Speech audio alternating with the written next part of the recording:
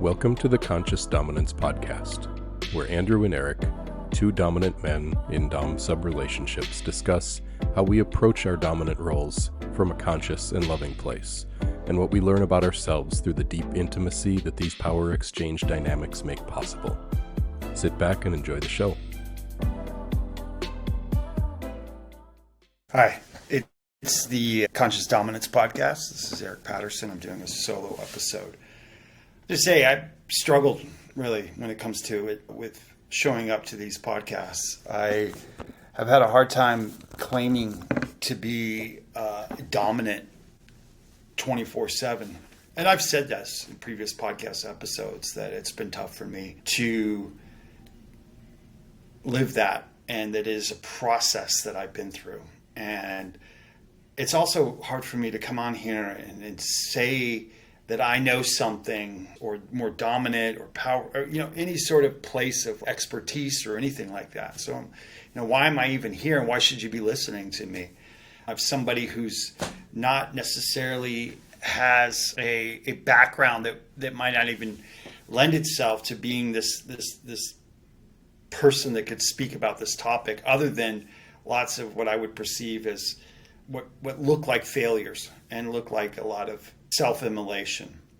But I'm here and I'm talking about it. And the reason why I think that it might be worth your time to listen to this a little bit is that if you are, especially if you're a man, or especially if you're interested in men, or their range in between, the masculine energy is something that I have wrestled with and dealt with and transformed myself into a much more conscious human being, and somebody who's approaching life from a very different place than I used to, and has been able to transmute and alchemize and heal some major trauma in my life, and to navigate some pretty challenging situations on an emotional plane, and come out and be in a relationship where it is a healing, it is a powerful, energetic space of transmuting old pain into beautiful new spaces and a beautiful new dynamic energy. Taking these hard times and really truly transforming that. And so I want to speak really about this inner alchemy, or the inner dominance, because that's truly what all there is. All there really truly is a inner alchemy, an inner dominance. My early upbringing was in Japan, still very influential for me. And one of the parts of the Japanese culture that I really love and I'm interested in is Buddhism, and specifically even its manifestation in the samurai class. And there's a great quote that says, when one has the conviction that even the slightest artful ability is harmful to the samurai, all the arts become useful to him. And this is where this combination of being an artist and being a warrior are really what it is to be a samurai, the artful nature. And the artful nature being the exterior patterns, which we might call beauty, and the culture pattern. And then the samurai, more of the warrior, is the interior essence. Even there's a kanji with the two of them coming together, the culture and the martial coming together. And it's the inner substance combined with the exterior beauty. And what is it to transmute and hold both of these together? And I think really in the masculine, we do these things out in the world, but it's really to refine ourselves. The exterior world becomes an opportunity for inner dominance, for inner alchemy, for inner substance, and the transmutation of that. The exterior world supports the masculine's interior mission. And it's really truly the interior mission that we're here to do. And for me and myself, what I've found is that this interior mission is truly what it is to be an alchemist. And the world's in a place where all that we're guaranteed of is uncertainty. We don't know what's going to happen. And that can create a lot of anxiety for us. But I'm telling you from my experience, having gone through a life that's brought me lots of unexpected opportunities for growth and transmutation, there is a place that we can get at where no matter what's coming our way, we can see it as an alchemizing energy. And we can see our relationship with our woman or whoever that we're in relationship with as an opportunity for alchemy and an opportunity to transmute and take these challenging situations and really see them as something that's a beautiful alchemizing force.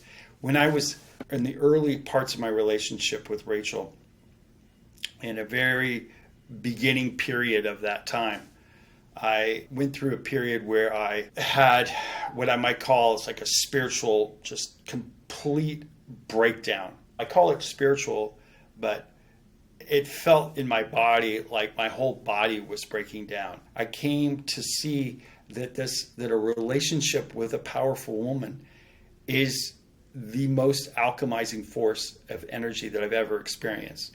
And it required me to come to terms with my own inner equilibrium, my own inner dominance. And it's this journey of being in this relationship with her brought forth all of my past relationships, all of my past upbringing with my parents. I started seeing all the patterns of my childhood, seeing the patterns of trauma, seeing the patterns of abuse, seeing the patterns that have played out not just in my own personal life, but that are playing out in the world.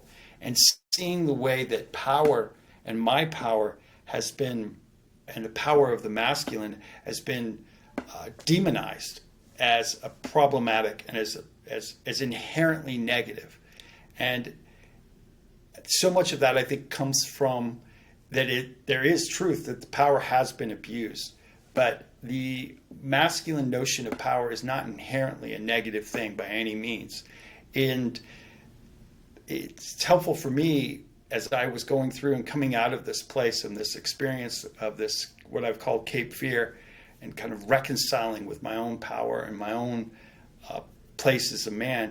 It was helpful to go back and think about my, like I said, this upbringing in Japan and upbringing in the Eastern culture that sees power and the masculine energy in many ways like the Stoics see it, which is that it is your power to have a certain detachment from your existence and a certain detachment from your own bodily desires, your own bodily cravings.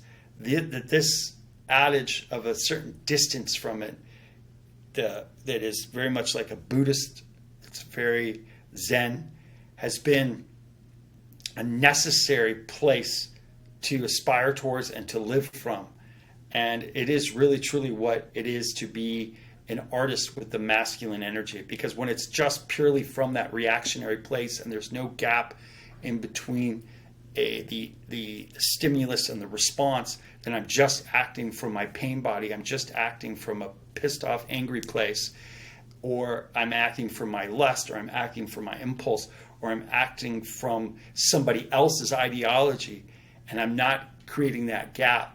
I'm not in control of my power. And that's where power can become problematic. Yeah, that power can be dangerous.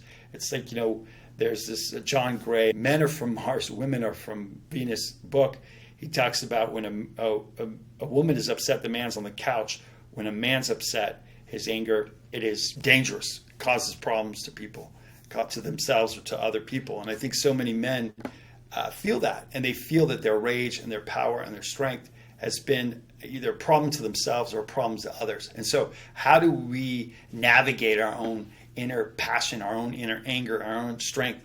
And really that same book, he talks about, it's the second one that I'm really kind of referring to. There's the original OG one from way back in the day, but there's a new, more upgraded, it's like Beyond It, or I forget the exact title of it, but he speaks about how anger and it's really from a place where there's more estrogen. And so in many ways, it's more of like when he's too much in his feminine. And a lot of the problem of the masculine these days is that they're not enough in their testosterone. They're not enough in their masculine energy. They're actually too much in their feminine. And it creates a lot of anger, and it creates a lot of repression and frustration. And I found that to be the case, that when I can step into my more masculine traits, when I can step into this and feel into this energy, and I'm around that I'm allowed to do the work on myself and hold myself in check so much better than when I'm more overly indexed in these more feminine states. And so really, it is about looking at these more traditionally masculine qualities and finding a way to bring some consciousness to it. This is the conscious dominance. It's to see that this side of ourselves that is more traditionally masculine, or the masculine traits, are not inherently negative. They're not inherently a problem.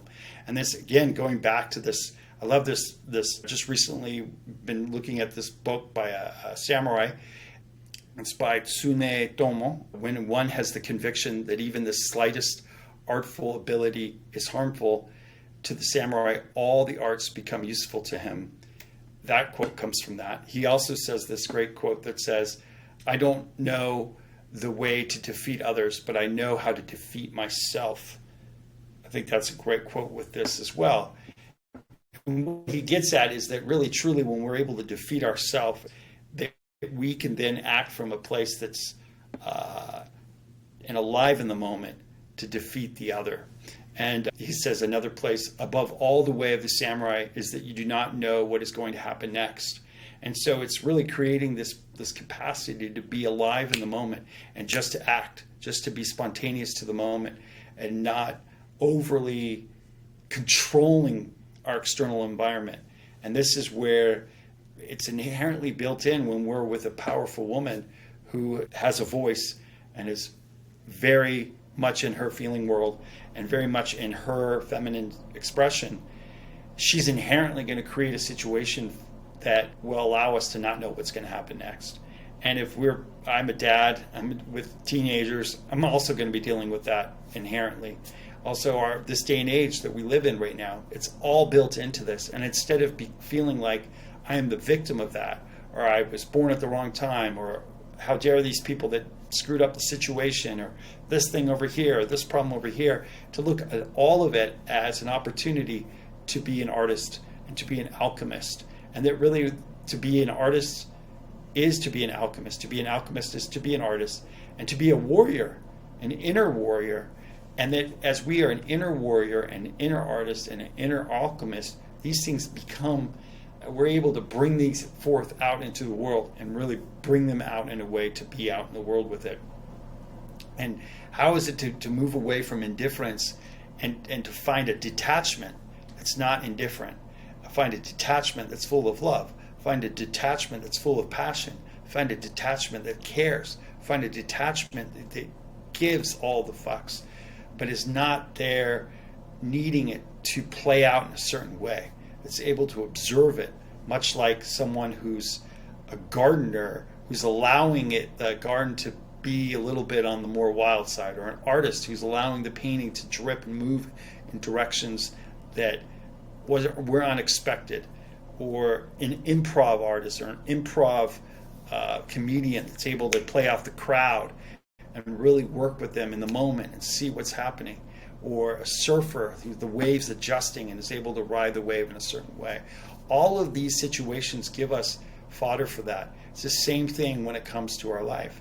And so how do we do that? What's the skill? And for me, my experience has really been truly through dealing with my trauma, dealing with the parts of myself that have been the most painful, the reactionary, the anger, my temper, the parts of me that I haven't want to felt, my mother wound, my issues around my dad, the issues around growing up in a religion where I didn't feel like I was able to be fully myself, where I felt like I was a bad boy, where I felt bad and I felt wrong and I felt really like inherently bad to be man, to be sexual, and reconciling that and coming together with that and leaving religion and then not replacing it with anything and really being in the world and thinking I had it was almost like a buffet of values, and a lot of these values really led me into erratic behavior and behavior that did not serve me and did not serve my family. And the gratitude that I have of being a father, because in being a father and having these kids that I had to show up for, and there was a time in my life where I was the only one that really could show up for them. And I had to show up in a way, and I had to work on myself. I had to clean myself up, and I had to stand up for them, and I had to be there for them. It had a purifying effect.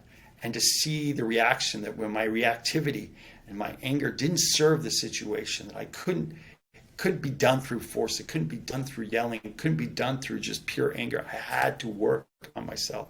And being in a relationship where I number of relationships where I wasn't able to hold myself in check, where I lied and I was cheating and I was deceitful, not acting in integrity, and losing those relationships, and really seeing myself and taking responsibility and looking at myself and really being on this journey that was just so basic. It just says, looked in the mirror and asked myself, like, who is this person? Who is this person that I want to be? Who is this person? Do I have any self-respect? Who is this person that I want to move towards? And how do I say yes to the parts of myself that are more passionate? And then yes to the parts that want to be in integrity and in alignment? And can I reconcile those? Can I reconcile my alive nature with the more Saturnian nature, with the more structured nature? How do I bring order and chaos, and how do they bring them together? This has been actually a whole life of trying to figure this out. It's not been an easy journey for me. And it's truly only when I've been in this relationship with Rachel and been in this more conscious dominance role and been in this place in these last couple of years that I've seen how to do it. And I've seen the purity of it, because at the end of the day, what happens for me is that when I'm in my emotional trigger with Rachel and her Arosha work and the work with her ladder and the mudroom that I've been really helpful for me, has looked at this color coding of emotions. And it's something that's also comes back to some other, she's not the only one, of course, that has looked at emotions from these places. But when we're in anger or we're in frustration or we're in these really kind of hot emotions and these feelings, we're in the red. And then there's other emotions kind of in the orange. And then there's a line where it then becomes the green, and then the blue and these other colors. And that line, it's almost like a tipping point. And I've seen there's also a book about conscious leadership, and it talks about leading from above the line or below the line. And what I find is that when I'm above the line, I'm connected to source, or connected to a more divine part of myself, and a part of myself that's just not in my lower, like, primal body. And I'm in a place that can think about the other, and can think about context, and can think about what's happening in the future, what's happening in the past, and can make decisions from that. And I align myself to be in service of the moment, and to be in service of her, and be in service of us, and be in service of what needs to take place. And if I need to be directive in a way that might be upsetting to her in the moment or to another, but it serves the higher purpose, I have no problem doing that. That's when I'm above the line. When I'm below the line, and I'm in an unconscious pattern, and which really truly means I'm acting from a place that's like in alignment with my anger, with my frustration, with my shame, with my hurt. That's when I'm below the line. That's when I'm acting from these other places. That unconsciousness isn't so much just pure, yes, it's unconscious, but the problem with that is that it's latching on to a frequency or to a energy that's serving my pain. So I don't want to feel the pain. And so because I don't want to feel the pain, it's trying to protect this little boy in me. So its first and foremost job is to protect the little boy, so it doesn't want to do anything that puts itself out there that it might get hurt. Like, have confidence, where somebody is going to get confidence by nature is going to get me to do things that are inherently might be dangerous to this little boy. So it's like, no, we can't do anything. So it's led for me to be addictive. It's led for me to feel sorry for myself. It's led for me to feel like just a victim of our time, a victim of being a man, or like all this bullshit that's just not helpful. A victim of the relationship, a victim of whatever the situation might be. My past, my trauma, my bullying, my sexual trauma, all this shit. When I'm in that state, and this is where my experience, if I over get in, like, I think therapy is important to see what's going on. That's a problem. But if I over identify with these situations, I become fragile. And the way for me to not be fragile is I have to exposure therapy. I have to kind of move myself out into the world. But the only way to do that is to get above the line and to lead from above the line, to lead myself from above the line. So navigating my emotional realm from down here to up here becomes paramount for me to lead my woman, for me to be to a conscious dom, for me to lead or do anything as a man in my masculine. The exterior world is only there in service of my interior world's capacity to refine my interior world, to do the work on myself, to be able to navigate that emotional place better and to alchemize it. So that when I have a hard situation on the outside, how quickly can I transform that into something that's positive? How quickly? There's this William thing that I heard where he says, when bad stuff happens, he just says the word good, and he's like, oh, this happens? Okay, good. Bad thing happens? Good. And his response is just good. And this is what I'm talking about. It's an alchemy. To take the negative thing and turn it into something positive. Take the dross of matter and turn it into something positive. That is all that I'm talking about when I'm talking about being conscious dominance. That's it. When I can do that, then I can move and not act from these lower parts of myself. It's the old brain. And the old brain is there just first and foremost to protect myself from being hurt again. And that part of me that's protecting myself from being hurt again is often filled with, kind of interlaced with some deep wounding through me loving myself. Because really, when it comes down to it, the way that I'm able to transform that part of myself that I don't like or that I'm feeling iffy about or the pain about is I need to love myself. I need to be self-accepting. I need to understand that part of myself that I don't like is actually a seed for the part of for something really much more powerful, because it's in my capacity to sit with the parts of myself that I don't like or that I'm most distraught about or I don't want anyone to see. How well I can do that is how well I can do that for others. If I can't do that for myself, I can't do it for someone else. If I'm not able to hold the part of myself that I don't like, then when I'm falling apart, when I'm crying, when I'm in a negative state, and I'm going through it, if I'm trying to avoid that feeling by going to cigarettes or going to some drug or going to porn or going to any number of things that I have done in the past and avoiding that feeling, then I'm avoiding the opportunity to be an alchemist. I'm avoiding the part of me, what it is to be an artist, an inner artist, to be a conscious dominant. That is the conscious dominance. The conscious dominance is my capacity to be the author of my life.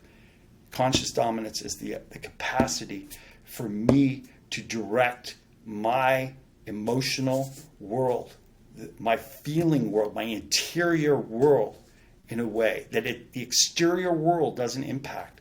And it's not by closing down my heart. Because then the problem when we just close down our heart is we don't strengthen it. It creates fragility in our heart. So we have to open our heart, feel more. There's going to be a period of time, during this period of time, where we're going to feel more, and it's going to upset things, and it's going to turn things, and it's going to destroy things, and we're going to feel it's going to be dissolving. It's going to be chaotic. And I love the book, recent book that speaks about allostosis, Brad Stolberg's book about change. And he speaks about allostosis, order to disorder to reorder, is a beautiful way of thinking about it. That if we can think of life, that we're in this order, and then there's this disorder, and then there's reorder. That's the alchemy. And the disorder is the feminine energy. The feminine energy is by nature going to dissolve you, disorder. By nature, the polarity, if feminine energy was always something that was just positive, it felt good, and that was by its nature in all of its range, it wouldn't have the capacity, it wouldn't be called polarity. The polarity is there because it stimulates something in us that knocks us out of our patterns that aren't helpful. So there's a destructive nature of it. This is why in the myths, so often, whether it's the Black Moon, the Lilith myth, or the Medusa, or all these different myths of Kali, the feminine energy is often this destructive energy. It's destroying the ego. It's destroying the part of the masculine that's acting from pride, that's acting from the lower places. By the nature of the feminine, it's going to destroy that which can't hang, that which can't hold. It's like a force of nature that sees and witnesses when you're weak, when you're not doing it. It's going to call it out. And anytime a woman who is contorting herself so that you don't have, it doesn't hurt you or it won't harm you. She's actually then in those moments of contortion or of discernment, more in her masculine energy, trying to figure out how not to hurt you. She's not really allowed to be in her more expressive feminine space. That's not what you want. You want to be able to be in a place where she can be more unbridled in her expression, so that you can hold that, and in your capacity to hold that, that transforms the energy into a place that can transform it into love. It transforms it into, and alchemizes it into a connective force and a healing force. This is what it is truly to hold space for her. And we can only hold space for her when we can hold space for us, for myself. It's me with me. It's my inner dominance. It's my inner clarity. And this journey of me going through this has not been something that, I read it and this is how it's been. It's been through hell. It's been through hell. It's been through many relationship problems, multiple places, me being out of integrity, me being, many different jobs, many different, a life that's really been journey of exploring the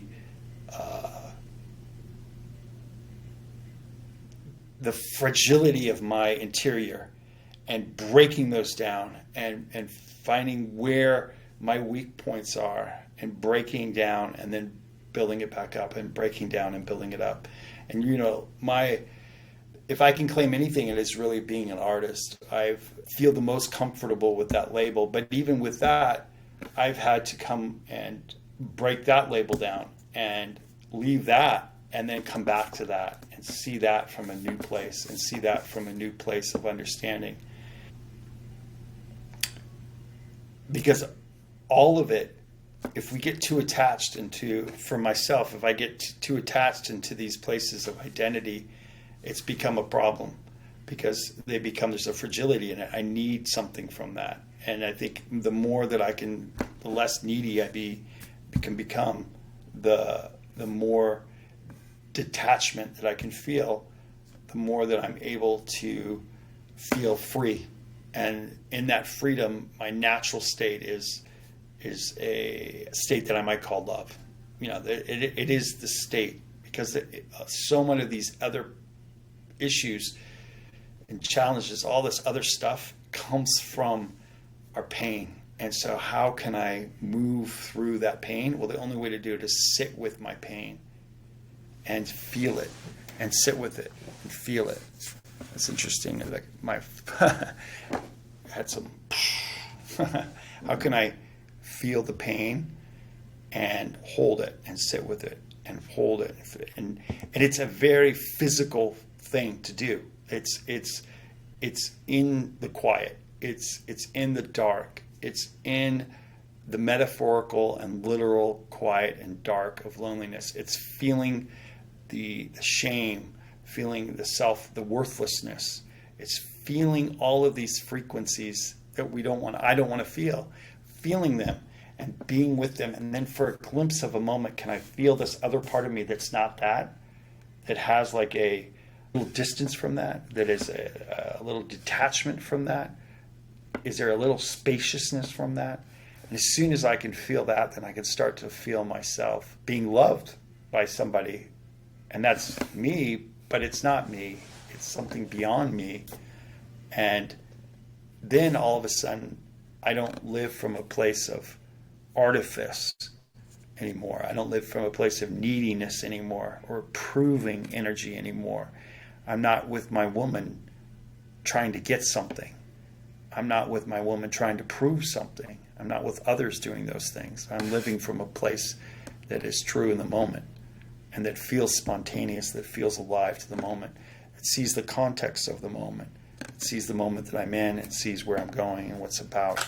And then I can be of service to something that's bigger than just myself and my ego. And this is where, like, the samurai is about. This is the same ethos. They are of service. The whole notion of the samurai is in service.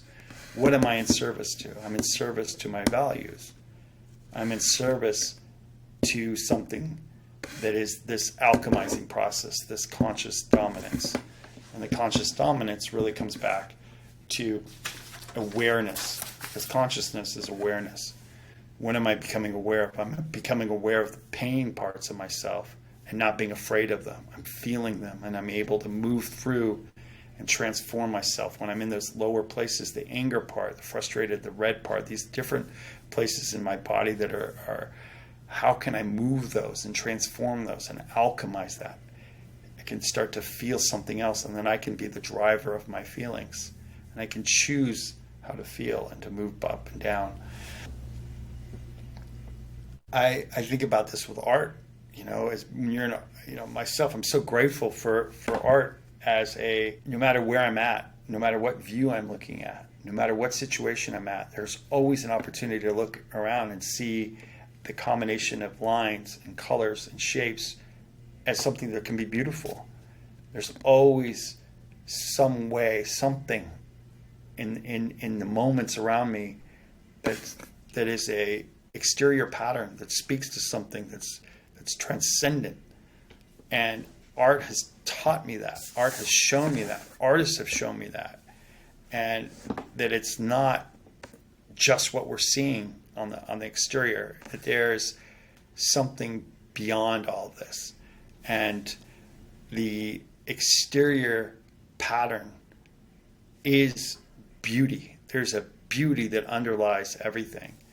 And the interior essence, the interior substance of my soul is my capacity to take the parts of the exterior world that don't feel beautiful, that feel challenging, that interact with my part that I don't like, and how quickly can I take that moment and see it in a different way, see it as an alchemizing, feel the good, feel the strength, feel the power, feel the love in that moment. Can I feel love in that moment? Can I transform this? There's a Good to Great book about business. In that, talk about the Stockdale Paradox. This is a great idea that all these businesses that move from good to great is the premise of the book. How did they move from good to great? One of the ways that they all had is they had this thing called the Stockdale Paradox. It comes from Admiral Stockdale, who was in Vietnam War. He was a POW in the war. And the people that survived and came out of it as POWs, he said, the people that were overly optimistic didn't make it. And the people that were overly pessimistic didn't make it. But it was the people that were grounded in reality and yet remained optimistic. Those are the people that made it. That's what I'm talking about. That's what it's about. It's about being grounded in reality. What is being fully aware, opening our heart up, feeling this stuff, and still remaining optimistic. That's the real strength. It's something you can find strength and power in your delusions. It's a weak and cowardice thing to be fully pessimistic, to be fully negative, and to be fully in your sort of existential sort of like, oh, humans suck and humans are terrible and blah blah blah. That's a cowardice behavior, because there's many equal examples of humans acting from places of love, acting from good and beautiful places and beautiful energy. And that we don't know what the whole story is. I don't know what the whole story is. None of us know what this whole truth story is. But I know for sure that my journey in this has been better when I've been able to alchemize the exterior world and transform it into something good. Transform the emotions that I'm feeling. Be able to be the author of my own feelings. Be the author of my own emotions. Can I transform that? Am I dependent on the exterior world to feel good? Can I live in a place of discomfort?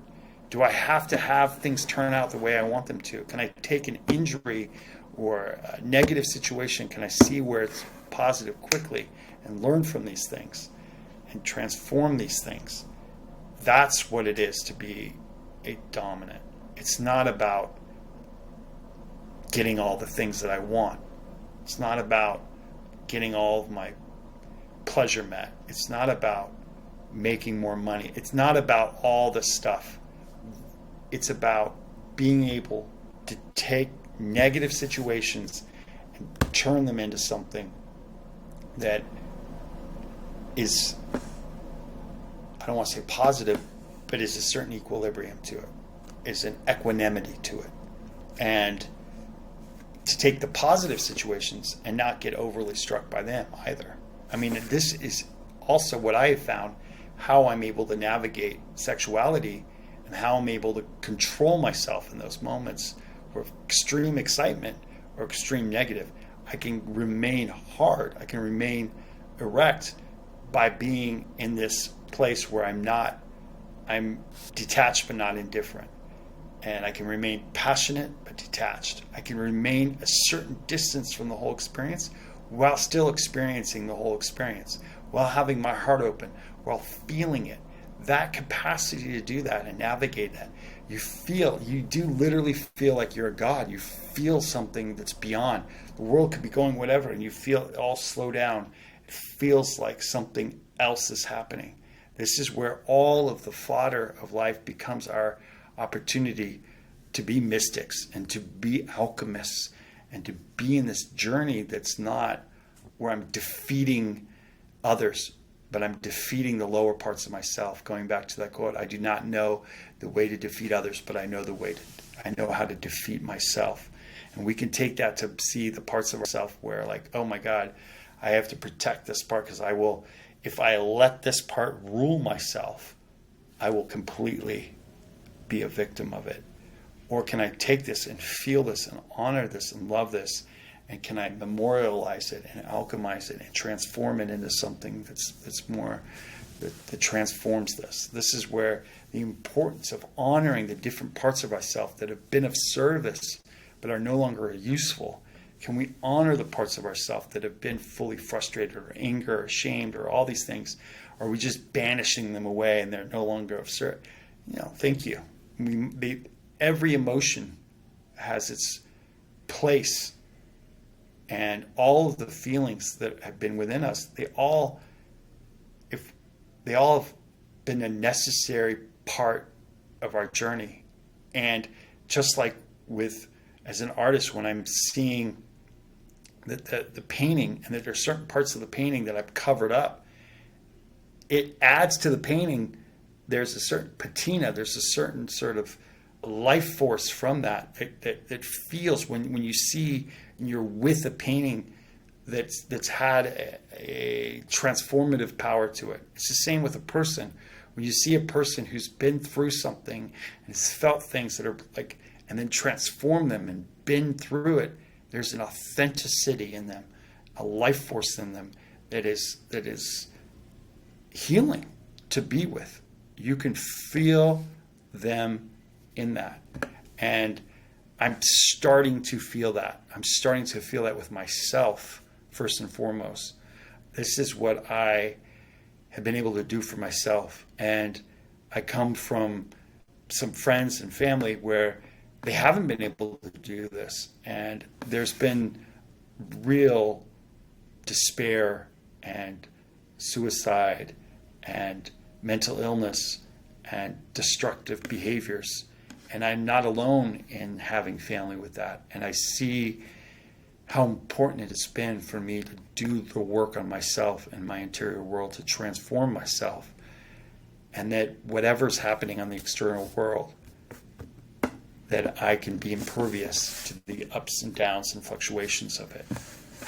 And when I'm able to do that, then I start to have conscious dominance. I'm starting then to feel like I'm in a place of equanimity, of an equilibrium. I'm getting away from a proving energy. I'm getting away from a needing energy, from an artificial energy. And I see all of this as an opportunity to do the work on myself. It's a workout. It's truly a workout. My sister says this great quote. She says, life is either training, school, or fun. And it's true. We're here for school. This is life school. We chose this. And the real lesson book is to start to see that these parts of ourselves that we hate most, that we think are the worst parts of ourselves, the things we have the most shame about, they're actually the seeds of the most powerful, beautiful parts of ourselves, the healing parts of myself. And if I can see that these parts of myself and really have worked through them and feel them and honor them and love them, at the very least, I start to have an increased compassion for others that have been through that. That's at the least. That's a baseline. Starting place is I start to feel more care for others that have gone through similar situations. I start to feel more love. I start to feel less reactive in the moments. So I want to thank you all for listening to this. And please, if you have any desire to work with me, I take coaching clients. I am also an astrologer and do work with that. Please go to EAI, elementalartsinitiative.com, EAI. Check that out. That's my website. And yeah, keep listening to Conscious Dominance too. Thank you both. Thank you all. Thank whoever's listening. Appreciate it.